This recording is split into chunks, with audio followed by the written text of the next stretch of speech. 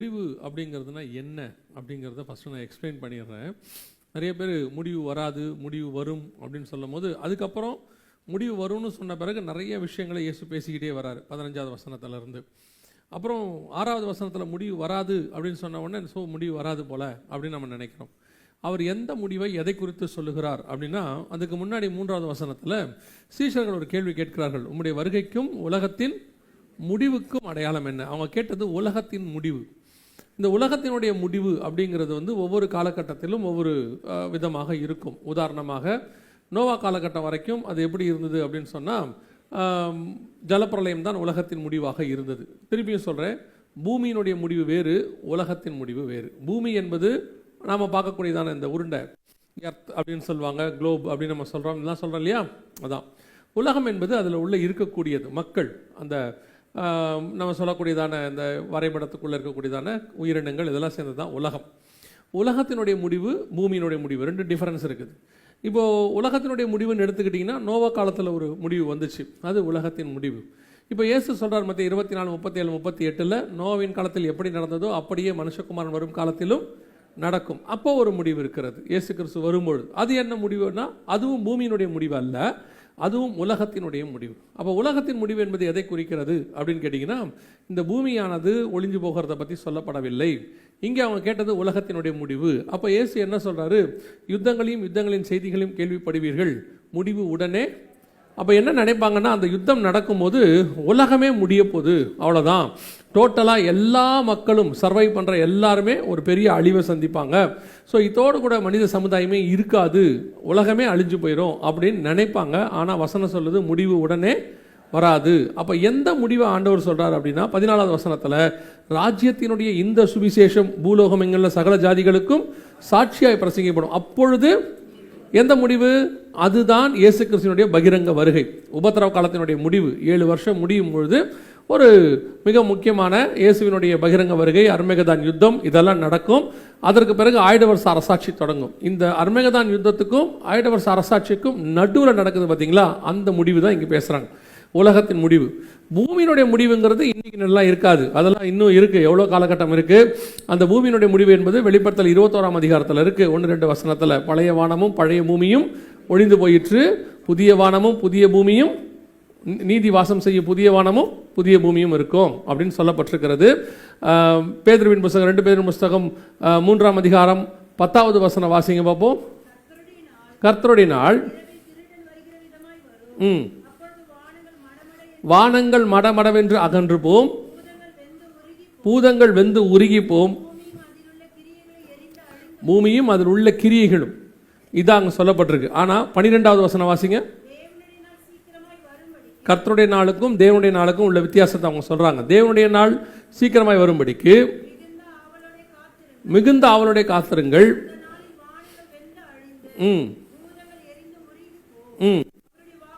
அவருடைய வாக்குத்தத்தத்தின்படி நீதி வாசமாயிருக்கும் புதிய வானங்களும். இதுதான் பூமியினுடைய முடிவு. அதான் வெளிப்படுத்தல் 21 இருக்கு. உலகத்தினுடைய முடிவு என்பது என்ன? இயேசு கிறிஸ்துவின் பகிரங்க வருகையில் நடக்கும் அந்த உலகத்தின் முடிவு. இது என்ன முடிவு உடனே வராது அப்படின்னா என்ன அர்த்தம்? நம்முடைய காலகட்டத்தில் ஒரு மிக முக்கியமான யுத்தம், யுத்தங்களின் செய்திகளை நாம் கேட்க போகிறோம். அந்த காலங்கள் நடக்கும்போது, இது நம்ம காலகட்டத்துக்குரியது, இந்த காலகட்டத்தில் நடக்கும்போது உலகத்தில் உள்ள ஜனங்கள் எல்லாருமே என்ன நினைப்பாங்களாம், முடிவே வந்து போச்சு, அவ்வளோதான், இதுக்கப்புறம் ஒன்றுமே இல்லைன்னு சொல்லுவாங்களாம். சமீபத்தில் கூட ரஷ்ய அதிபர் விளாடிமிர் புதின் பேசும்போது சொன்னார், இந்த 3rd வேர்ல்டு வார் அப்படிங்கிறத ஸ்டார்ட் பண்ணிடாதீங்க, ஸ்டார்ட் பண்ணிட்டீங்கன்னா அதுக்கப்புறம் மனித சமுதாயம் இருக்குமான்னு தெரியாது, அதனுடைய அந்த பேரழிவுக்கு நான் காரணம் இல்லை அப்படின்னு அவர் சொல்கிறார். ஆல்பர்ட் ஐன்ஸ்டீன் ஒரு சயின்டிஸ்ட் இருந்தார், அவர்கிட்ட கேட்டாங்க, 3ஆம் உலக யுத்தத்தினுடைய முடிவை பற்றி நீங்கள் என்ன நினைக்கிறீங்க, எப்படி இருக்கும் அப்படின்னு கேட்டாங்க. 2nd வேர்ல்டு வாருக்கு அப்புறம் கேட்குறாங்க. அவர் கேட்கும்போது சொன்னார், 3rd வேர்ல்டு வார் எப்படி இருக்கும்னு எனக்கு தெரியாது, ஆனால் 4th வேர்ல்டு வாரில் சண்டை போகிறதுக்கு ஜனங்க இருக்க மாட்டாங்க, 3rd வேர்ல்டு வார்லேயே ஜனங்களாம் என்ன ஆயிடுவாங்க, அழிஞ்சிருவாங்க. அப்போ அந்த அளவுக்கு மிகப்பெரிய தாக்கத்தை இந்த 3rd வேர்ல்டு வார் யுத்தம் ஏற்படுத்தும் அப்படிங்கிறது தான் இங்கே சொல்லப்படுகிறது. அந்த யுத்தத்தை குறித்து சொல்லப்படும் போது தான் இயேசு சொல்றாரு, முடிவு உடனே வராது, உலகத்தின் முடிவு என்ன செய்யாது, வராது. ஆனால் இயேசு கிறிஸ்துவினுடைய வருகை சம்பவிக்கும். அதை பற்றி அவர் அங்கே சொல்லவே இல்லை, அந்த முடிவை பற்றி அவர் என்ன செய்யலை, பேசவே இல்லை. அவர் பேசுறது உலகத்தின் முடிவை பற்றி. இவைகளெல்லாம் சம்பவிக்க தொடங்கும் பொழுது 8வது வசனம் சொல்லுது, இவைகள்லாம் வேதனைகளுக்கு ஆரம்பம், அப்பொழுது உங்களை உபத்திரவங்களுக்கு.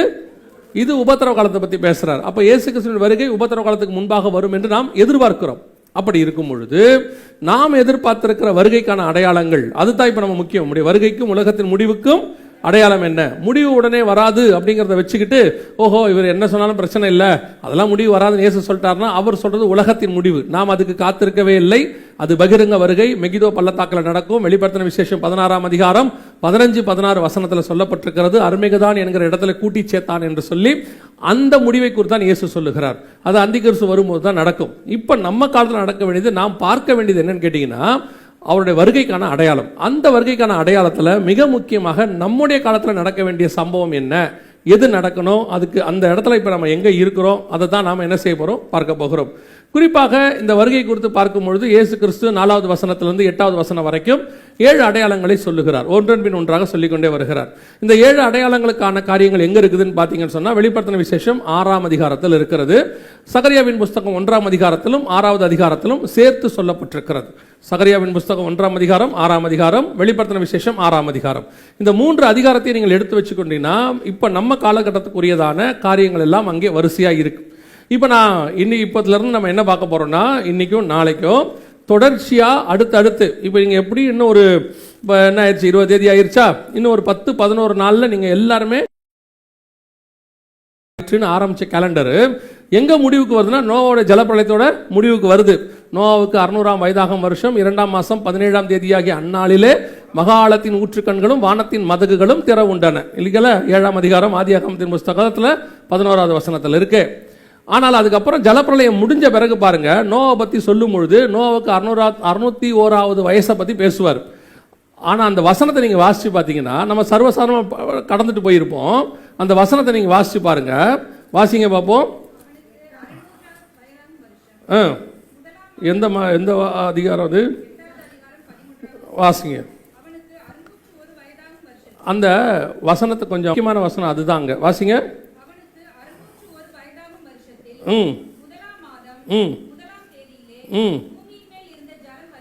முதலாம் 601வது வருஷம் 1ஆம் மாதம் 1ஆம் தேதியில் நியூ ஸ்டார்ட் தொடங்குறாரு. எல்லாம் முடிஞ்சிருச்சு, புது கணக்கு ஸ்டார்ட் பண்ணுறாரு. இந்த இடத்துல 600ஆம் வருஷம் 2ஆம் மாதம் 17ஆம் தேதியில் உள்ளே போயிட்டான். இப்போ திருப்பி ஜலம் எப்போ வத்துச்சுன்னு கேட்டிங்கன்னா 601வது வருஷம் 1ஆம் மாதம் 1ஆம் தேதி. உங்கள் கணக்கில் சொன்னால் ஜனவரி மாதம் 1ஆம் தேதி நீங்கள் சொல்லிக்கலாம். இப்போ அவர் என்ன பண்ணுறாருன்னா எல்லா கணக்கையும் முடிச்சுட்டு ரீஸ்டார்ட் பண்ணுறாரு, திருப்பி ஃபர்ஸ்ட்லேருந்து ஆரம்பிக்கிறார்.